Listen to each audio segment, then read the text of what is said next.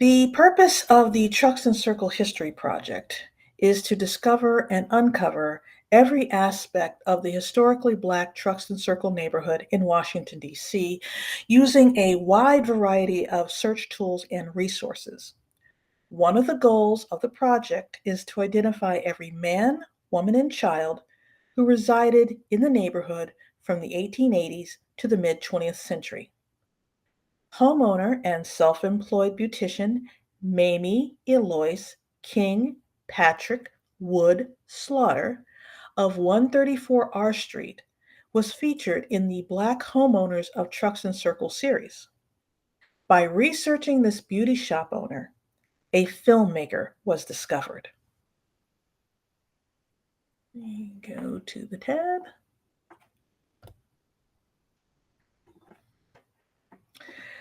Eloyce Gist was a female filmmaker most active in the 1930s. According to her IMDb page, she is credited as the director and writer for silent films Hellbound Train 1930 and Verdict Not Guilty 1933, and director for Heaven Bound Travelers in 1935. For all three of the films, she is co-credited with her husband, James E. Gist Jr. He is listed as a co-director for all three films and co-writer for Hellbound Train. So, who was Eloyce Gist? Mamie Eloyce King was born in Galveston County, Texas, October 21st, 1892. She married Roscoe C. Patrick in 1911. The next year, in 1912, she gave birth to her daughter, Homazelle Vivian Patrick. At some point, she became Baha'i, which is a Persian-based religion and is still practiced today. She moved to Washington, D.C., and this was captured in the 1920 census, where Mamie Patrick was a 29-year-old beautician living with the Payne family, spelled Payne. For simplicity's sake, I will refer to her as Eloyce. In 1922, she and her father purchased the location of the beauty school at 134 R Street Northwest, which is in the Truxtun Circle neighborhood in Washington, D.C. The house no longer exists, and what is there now is the Northwest Co-op and the Florida Avenue Park. She and her parents borrowed $4,500 for the purchase of the building. In 1923, her parents transferred the property to her, and she opened the Patrick School of Beauty Culture and Personal Improvements, offering day and night classes specializing in manicuring. In Texas, in January of 1927, the Patricks divorced.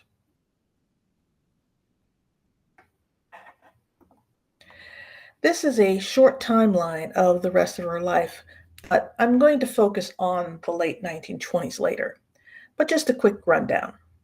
In the 1930 census, her daughter is listed as her sister, and she's marked as married. In 1932, she marries James E. Gist Jr. of Indianapolis in Philadelphia. In 1936, she became a grandmother with the birth of Anthony Patrick Harrison. He becomes important a little later. In 1937, James died. In 1939, she married Arthur Clifton Woods, a projectionist. I don't know what happened with that marriage, but in 1952, she married John William Slaughter. In 1971, she divorced John William Slaughter. And in 1974, she died while on vacation in Atlantic City, New Jersey. According to some sources, Eloyce attended Howard University, which is about a 10 to 15-minute walk from her R Street home. However, it appears she did not continue her studies in music.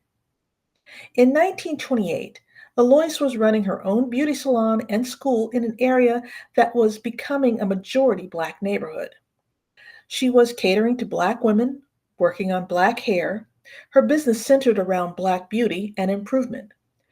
Now, she could have had a small ceremony at her school for her graduates, but instead she produced a program at the Lincoln Theater, which is at the center of Washington's Black Broadway.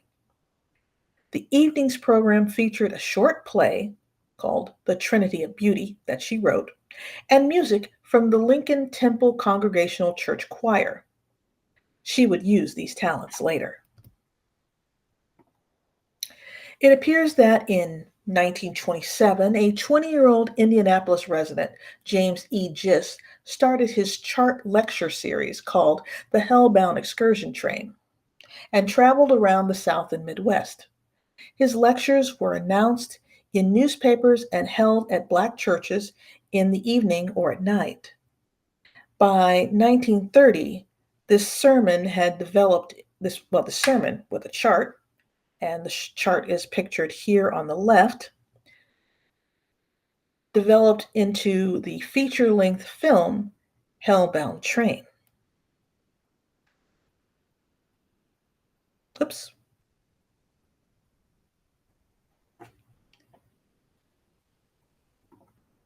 Hellbound Train was filmed in Indianapolis. Gist had a majority African American cast, reportedly of 50 Black actors and 3 white actors. However, he did have a little trouble with one of the film's performers. Oscar Green sued Gist for unpaid services. Green claimed that Gist had made $3,000 from exhibiting the movie to large audiences. That's about somewhere between $50,000 and $60,000 in today's dollars.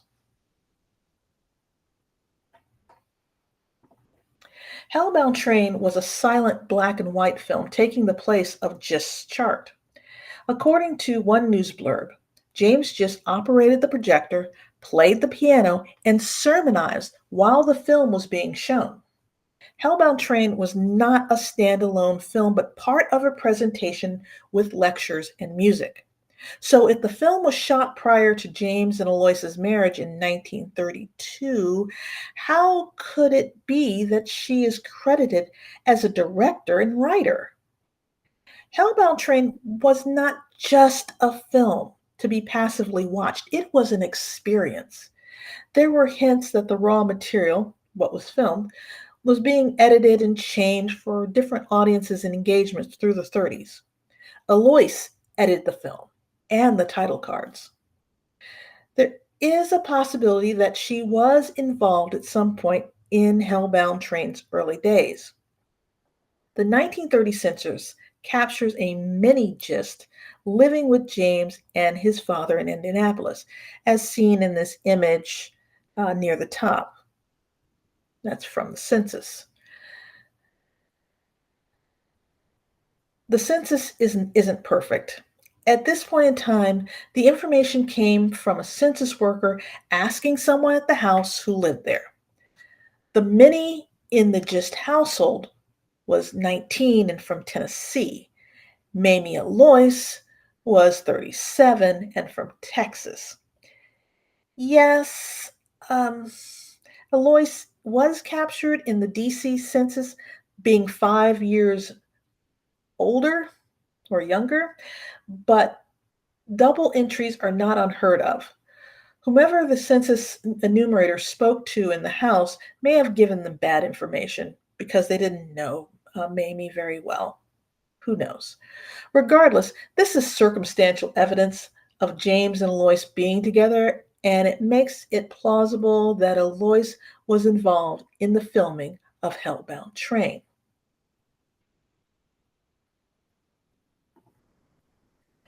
Hellbound Train, as a standalone film, reflects the attitudes of a segment of Black American Christians who existed in the 1930s.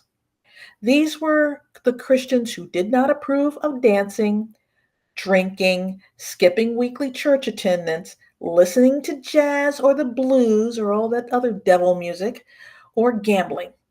in addition to other activities in conflict with the Ten Commandments. Its tone comes off as harsh, unforgiving, and very judgmental. Eloyce, at the time of the film, was a non Christian single mother who probably was not in church every week. The stigma of single motherhood was bad enough that her 16-year-old daughter, Homazel, was listed as her sister in the 1930 census. When you compare Hellbound Train to other Gist films, Eloyce's voice is heard very loud and clear. Women in Hellbound Train are seductresses, adulteresses, and wayward girls. Women were also a mother disrespected by her daughter, a wife who's placed in dire straits by her husband and his mistress.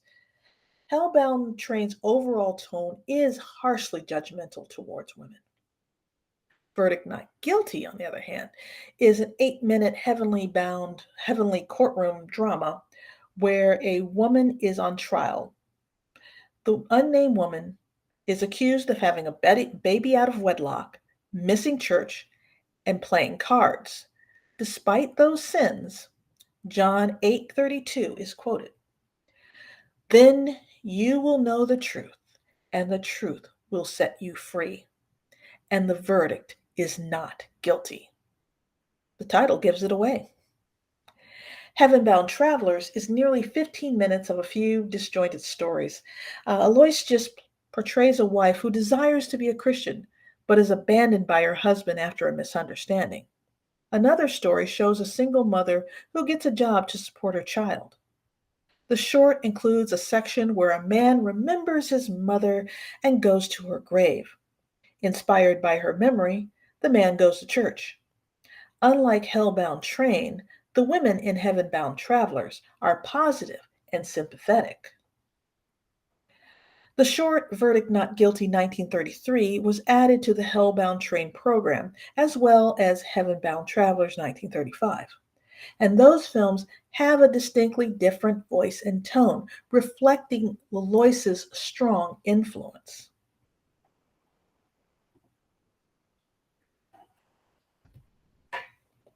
Eloyce told a kinder and more sympathetic story. This is illustrated in comparing the two scenes about wives that I will play. In Hellbound Train, the wife in the scene is one of the many bad women in the film. She is seen here, well, saying goodbye to her husband who goes out the front door, and her sweetheart, her lover, comes in the back. So, she is seen here. We know he is her sweetheart and lover from the way that they act. In another scene, the husband, he's having lunch on some stairs in his clothes, and she is giving her lover a fine meal at a table. Now, keep in mind, this is for church audiences in a church, most likely in a church building, so you have to keep it not even PG, rated G. So, the lovers are sleeping with each other on the couch. The husband gets off work early. And one of the things I want you to notice is how the film is shot. We see the husband coming in. He then discovers the lover's clothes, and the film will follow the actors from left and then follow them to the right. The husband is angry, and we are told that the wages of sin is death. He has a gun, and we know she was a bad wife because he said, I knew I'd catch you sooner or later. And we know that they meet